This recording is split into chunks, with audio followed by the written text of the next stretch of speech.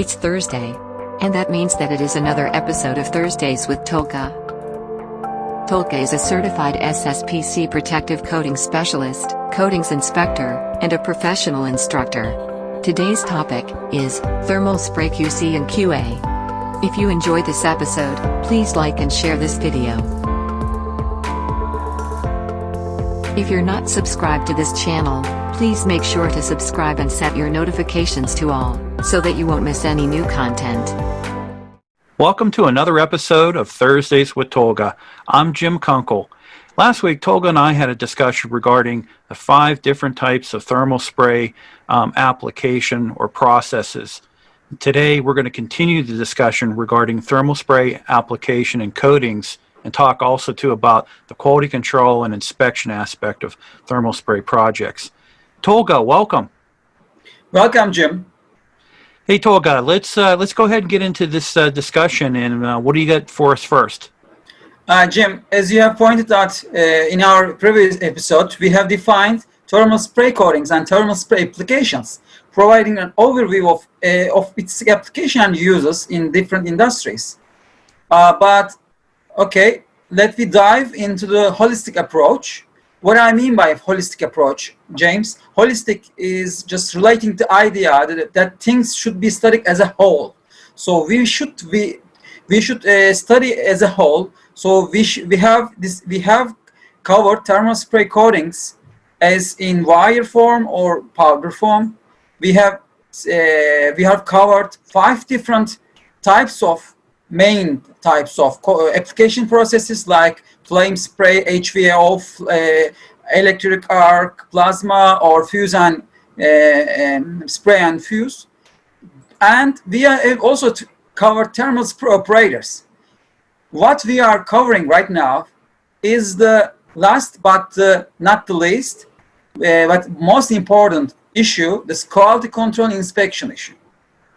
So what I mean by quality control or inspection for thermal spray, Jim, is basically just we will go over briefly the surface preparation issues, dry fit thicknesses, how do you measure adhesion, bond strength, porosity, hardness, band test.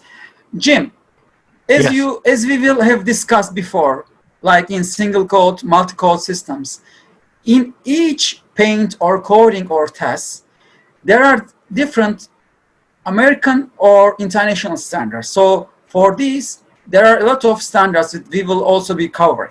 But right now, I want to focus on surface preparation because I think it is the most interesting part of thermal spray because it's one of the most critical part. Why most critical? Because as we have discussed earlier in our last episode, surface preparation is just both of surface cleanness and surface roughness, and surface cleanness is much higher. It requires much higher degree for metallizing, as we see. Why? Because there is no solvent and mechanical bonding, purely mechanical bonding, no chemical bonding. So if surface cleanness is not in higher degree, then there is a very much likely there is a premature coating failure, and also surface roughness is very important. Surface, why it's important? Because there is like the ships anchoring to the sea level, the thermal spray needs anchor, and it's dependent on the thickness, and it should be sharp, not round. What I mean by that, in abrasive selection, maybe that it will be another episode between you and me. There are a lot of abrasives, in the world, like grit abrasives, granules, like minerals.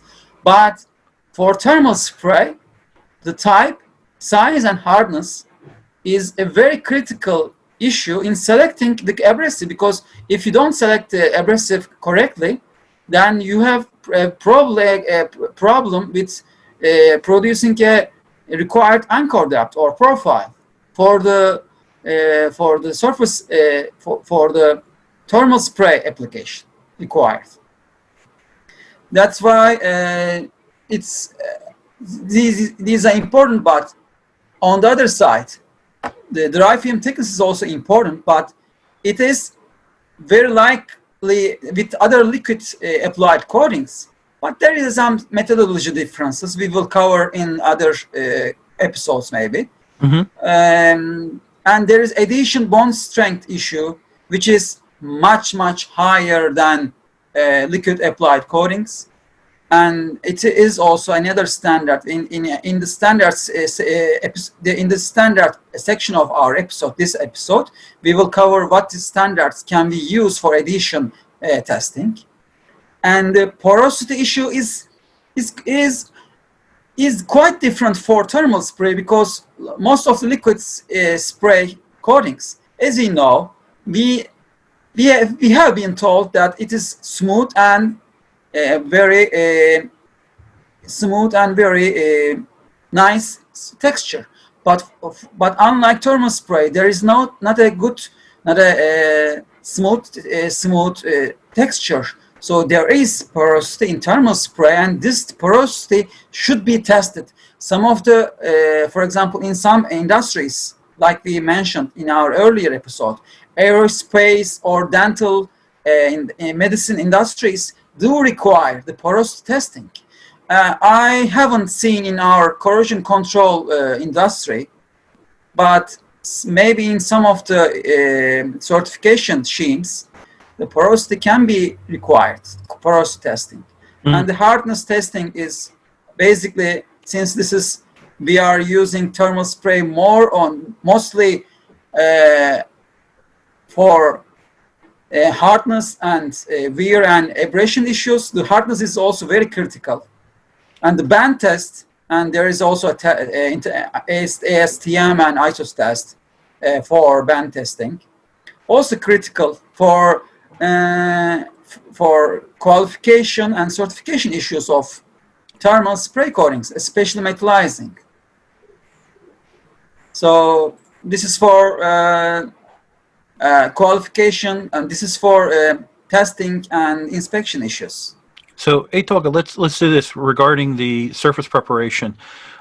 So obviously, there's going to be a lot of similarities between liquid applied and thermal spray metallizing, but there's also going to be obviously a lot of differences related to the surface prep, as you mentioned about the depth of the profile and things like that. So, in your opinion, where do you see thermal spray typically when it comes to our industry? Let's say when you're talking about bridges and we're talking about oil refineries and things like that, where would you say you would see more thermal spray used, or it's more practical? In every application where wear and tear and abrasion is used, like aerospace, like aerospace and probably medicine. And areas related to slip and everything like that. Slipping, yes, slip critical surfaces. You're right. Slip critical surfaces in bridges like that. You are right. Okay, great. I appreciate it. And I think now you're going to go through some of the standards now. This is something we have covered in our earlier episode, slip critical surfaces. Our audience who want to review on slip critical, they can find it on our earlier episodes. Okay. Which is 5 main types of thermal spray application and coatings. And processes, yeah. Okay, good. Great. And would you like to add something to surface preparation or other testing, James? To critical inspections, measurements? I think you pointed out too, just as much as problems and issues with improper surface preparation can be present with liquid applied coatings. If the proper surface preparation isn't done with thermal spray metallizing, it can also be very problematic as well. So, and one last thing I should point out is this job reference standard that should be done. What is job reference standard? Actually, it's a reference area which is used mostly for destructive testing, not non-destructive, but destructive testing like porosity testing, like hardness testing, adhesion, especially for adhesion bond testing, because if you do it adhesion bond testing in a area where it's not easily repaired, then you will have a problem. But this job reference standard, that should be prepared earlier before the job starts, will serve as a substrate for testing all these non-destructive and destructive testing inspections for thermal spray. Very good, Jim. Very good. Which it's called in literature JRS, or Job Reference Standard. Okay, perfect. And James, you may just be interested in what are the industrial standards or in the international standards used in this inspection and testing issues. I will say that there are American standards like ANSI, like American National Standards Institute. There is a thermal spray safety standard that 49.1. There is ASTM standards, especially for testing, for C633 for adhesion, and for E1920 and 2109 for porosity testing. And then comes to AWS, which is one of the most historical society in America, I think, American Welding Society. They cover thermal spray very comprehensively, James, and also forms the basis of all NACE and SSPC standards, joint standards, pretty much, like C16 to 16M, C2 618, C2 C19 19M, C220, or C. These are all the standards about qualification, execution, and inspection of thermal spray or metallizing.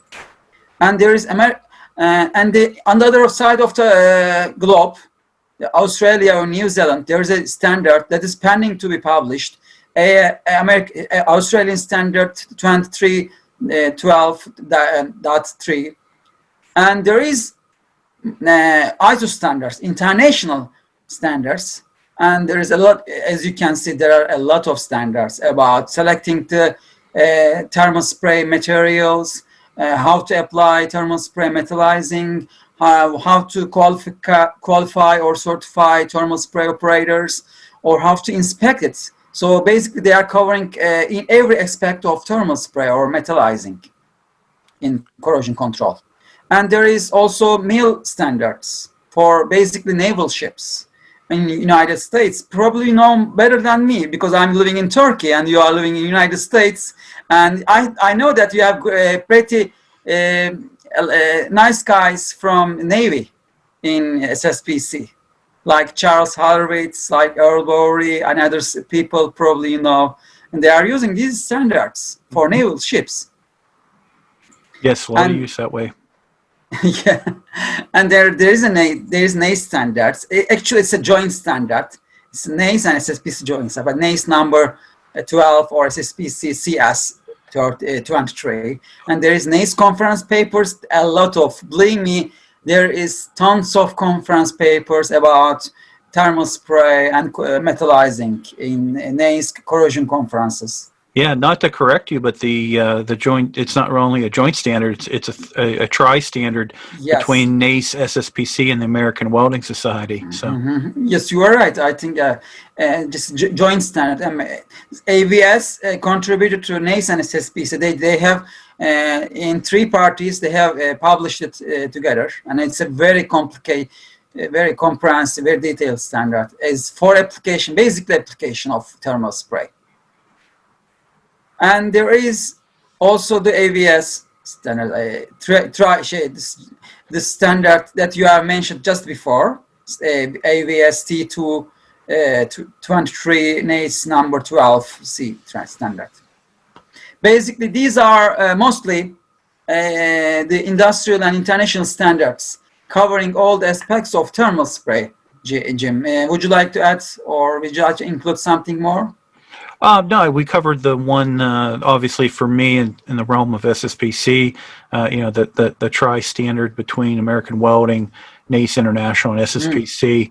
Also, too, I think we might talk about a little bit here Yes. coming up regarding the SSPC qualification procedures number 6, which focuses on the qualification of a thermal spray contractor, and that can be in a shop or in the field.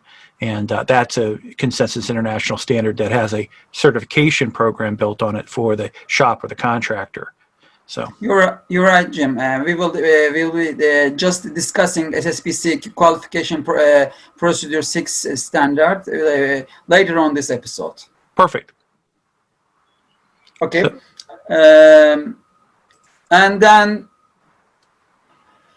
maybe you may ask you are curious about what a QC inspector, coding inspector should know about. yes.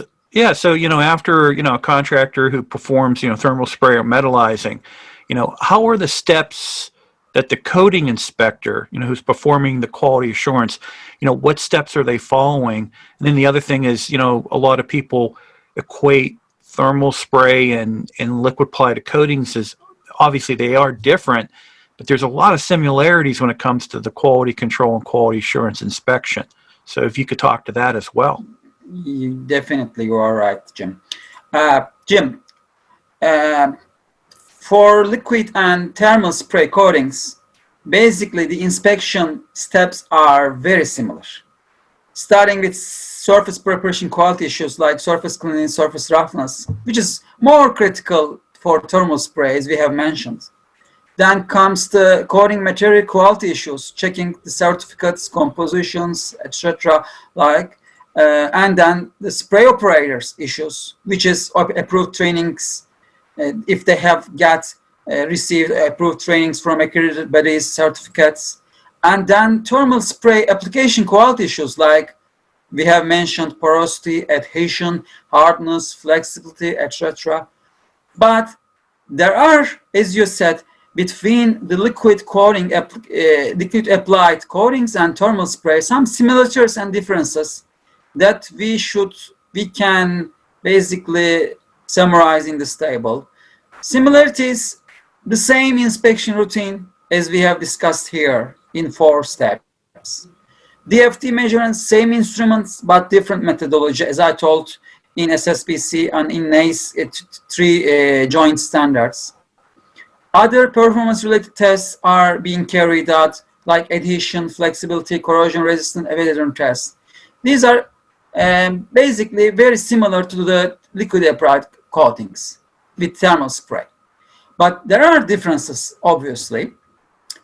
Mostly, the selection of coating material is very limited, especially in corrosion control industry, Jim. Like, what are the materials we are using? Like zinc, aluminum, or zinc aluminum alloys are dominant in corrosion control industry. And the surface preparation is much more critical. So the quality control or inspector should spend much more time in surface preparation controls. So there is no solvent. Okay, it's good for environment, it's good for us, but no wet film thickness checking, no drying time, but there is more porosity. Because of no solvent, no wetting, there is much more porosity. It is dependent on what is the thermal spray application we are using. The porosity level is changing, but most of the industries, especially aerospace and some high-tech and industrial coatings, do require porosity testing with some special equipments, actually. And would you like to add something else, James, for this similarities and these differences between thermal spray coatings and liquid applied coatings? No, I think you covered it very adequately, in the aspect of obviously there's no wet film thickness checking, and then also too, the critical nature of the inspection process, just to obviously make sure that the process related surface preparation was proper, and that everything is ready to go for the actual application. And then the other thing too is there's sometimes occasion where there's a combination of liquid applied, and then part of the project might also have some thermal spray aspect of it. So not everything is going to be prepped and the whole thing is thermal sprayed. The majority of the surface, the structure might be have liquid applied coatings, but have small sections or areas that are just thermal spray instead of liquid applied coatings. So you might have an inspection on two different types of systems if you think about it. You just pointed out very correctly, Jim. As you have mentioned, we have covered it. I remember we have covered sealer coating applications. Mm-hmm. Like first you apply the thermal spray onto the surface prepped substrates. Then we apply the sealer coating, and if required or if needed, there is a top coat. So actually it's a mixture of thermal spray or metallizing and liquid applied coatings as sealers or top coats. Yeah, it could be in combination, like you just mentioned, or it could be, this, 3/4 of the project, of 75% of the project is liquid applied, and these areas are only thermal spray. And then on top of that, they might have a sealer, like you're mentioning, to really help with the dealing in the atmospheric or the environmental or contents and things like that. So very good. Appreciate you going through that. So the next question I would have for you is that, are there any industry certifications when it comes to the qualification of the contractors and the shops that perform thermal spray or metallizing? And then also too, related to the craft worker when it comes to training, they're being trained, obviously it's a little bit more specialized. Is there training for the work that's done in the field and also in the shop by the applicator, by the worker, craft worker?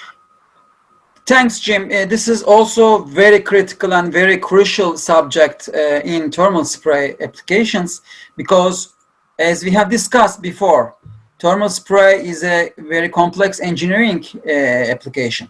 So a lot of societies and associations in the world, in America, in United States, in Europe or in Australia, in different parts in Asia, there are a lot of certification and qualification programs. And one of them, and more historical, is the American Welding Society. As we have talked, the American Welding Society is dating back to 1910s, 20s. I don't really quite sure, but it's a welding society. But since as our audiences, our viewers can understand, welding and thermal spray is quite similar in nature. Therefore, American Welding Society has a guide for thermal spray operator qualification program, which is containing like operator testing, the knowledge and skill testing, coating system inspection, which methods are used, how do you use the equipment, and the thermal spray operator qualification test parameters. So it's a very complicated qualification program, including using arc flame, plasma, high velocity oxygen fuel application systems, spray processes. So then comes to ISO standards. In ISO standards, there are a lot of ISO standards, but one is very critical, is ISO 14918, is the thermal spraying qualification testing of thermal sprays, which covers all the ISO standards and other standards in one umbrella, and giving all the standards in one standard. So people or companies or firms using that standard can qualify for thermal spray operators, thermal sprayers, or we can say, for using ISO standards. And there is, this is also from United States, but it's a worldwide coverage, like ASM, American Society of Materials International. They have a thermal spray society inside this organization, ASM, and they have a very comprehensive, very detailed program called coding. What? Excuse me, James. I'm just copying from the phone as a prompter. Oh, no problem. It is coding. It's a certification of thermal spray for operators. For what is called is a 3-step examination, 2 written examination and 1 practical examination, and they are being specified in United States, in Canada for industrial projects. I have seen it a lot of times. So it's a very, very detailed and very reliable program. And then come the NATCAP, or NATCAP is shortly is National Aerospace and Defense Contractor Accreditation Program, a global cooperative accreditation program for aerospace engineering, defense and related industries. For they have companies or people who want to do with business for aerospace, basically, contact with NATCAP. And with NATCAP, they have a special standard called AC 7109. This is an audit standard. And with this standard, they qualify or they certify the companies for thermal spray capabilities. And finally, James, this is SSPC QP6, or Quality Procedure 6, or Program 6. It's for metallizing, for corrosion control, mostly for corrosion control industry. You know probably much more than me. You can probably say something about QP6. Could you please share your opinions or knowledge with us, James? Oh, definitely. QP6 is a certification program for contractors and shops that do perform thermal spray or metallizing. It is, to your mention earlier, related to like the Department of Defense and the Navy. A lot more critical industries and critical assets or structures require a combination, if not sometimes a little bit more, related to thermal spray and metallizing. So in order for the contractor to perform work, some of the owners will require that the shop and or the contractor working in the field be certified to be able to perform the work. And in addition to that, there are some requirements related to the training of the craft workers working either in the shop or in the field.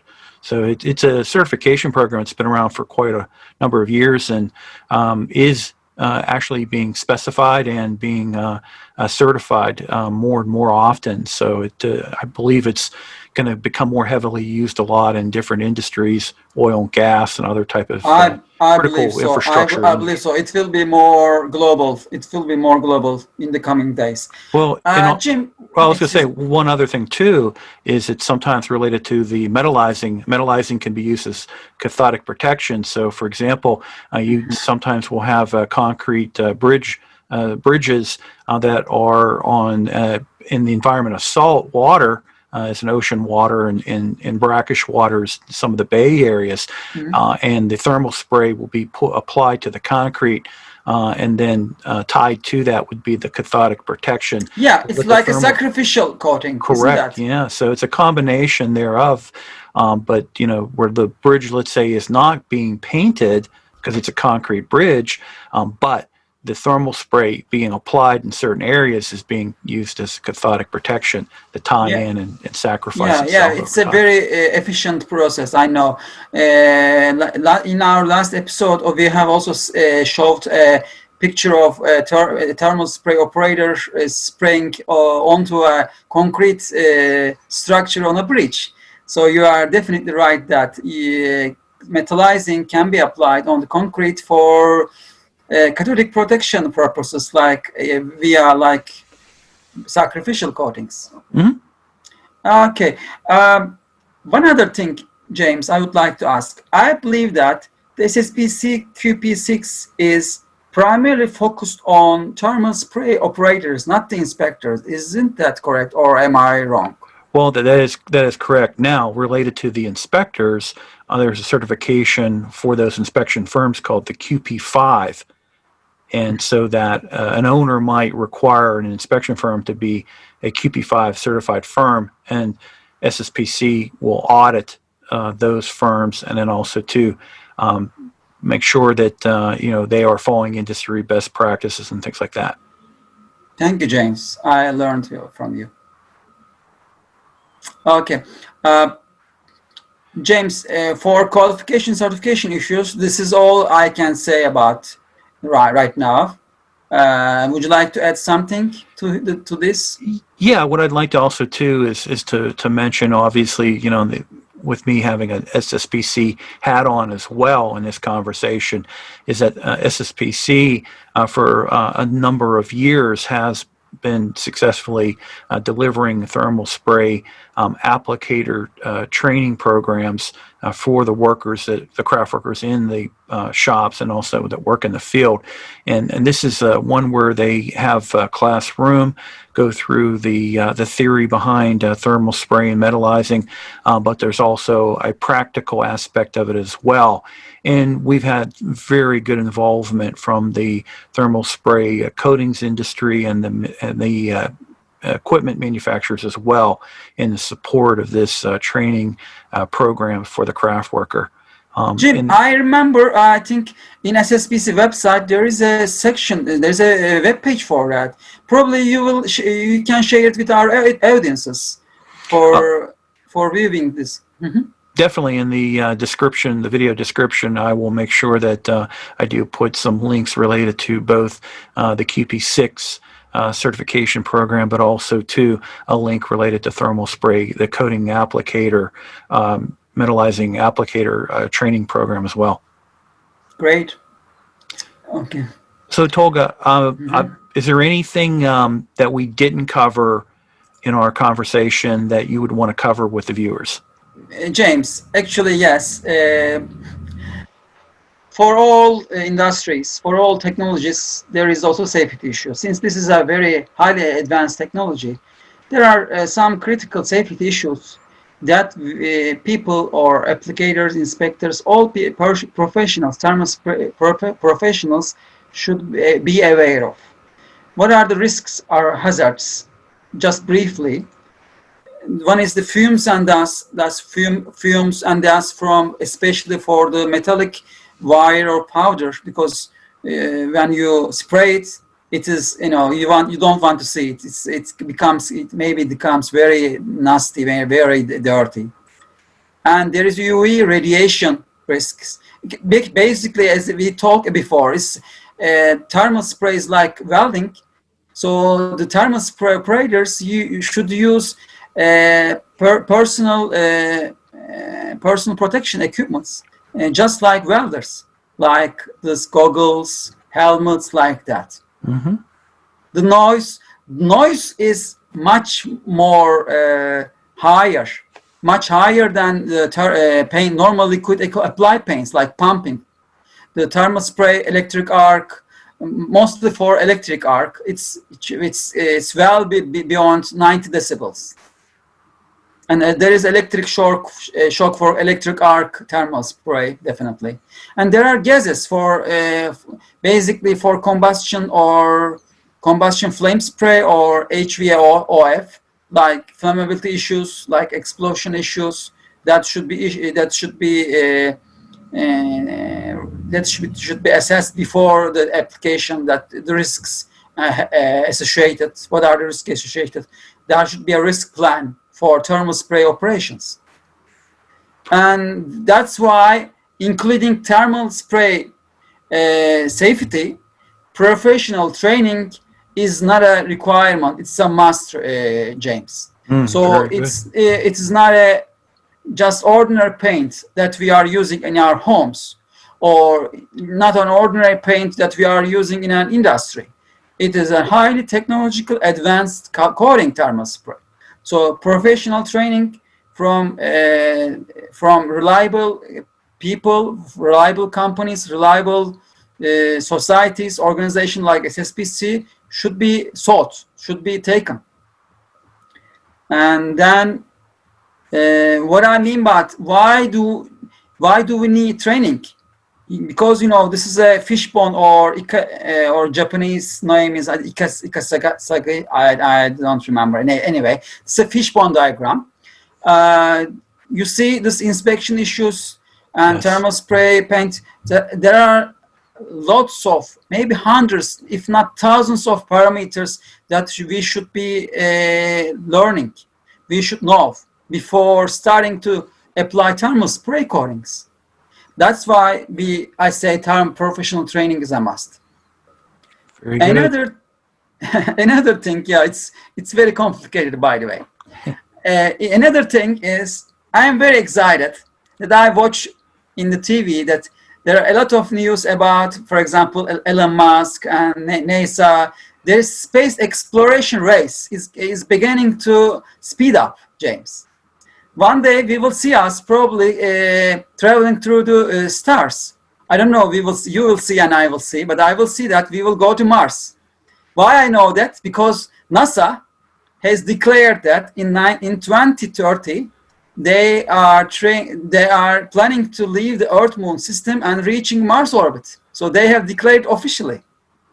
So why it's important? Because thermal spray is quite popular in aerospace, in rockets, or in jet propulsion systems.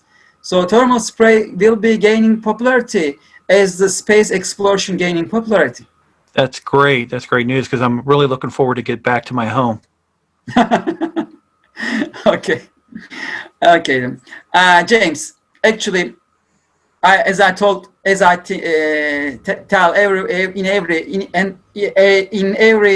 episode, in the end of every episode, nice quote from a mathematician, from a British mathematician called Alfred N.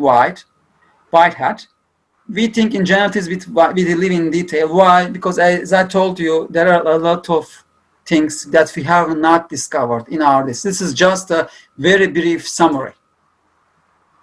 If there is any problems, or any questions from our audiences, they can ask you or me directly from your YouTube channel, or from my website, or from my email address.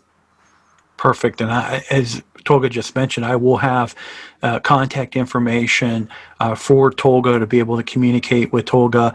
Also for his nonprofit website, where he has a lot of great information. You can also check out the profile that he just did on myself. And the other thing, too, is I will make sure that I put his LinkedIn profile address in case you want to connect with Tolga, which I highly encourage everyone listening and watching this episode to connect with Tolga, because he's an outstanding and an amazing man. Thank you very much, James. And I am very fond of hearing these comments from you. Because you are one of the professional I admire in the coating industry, in the paint and coating industry, very much.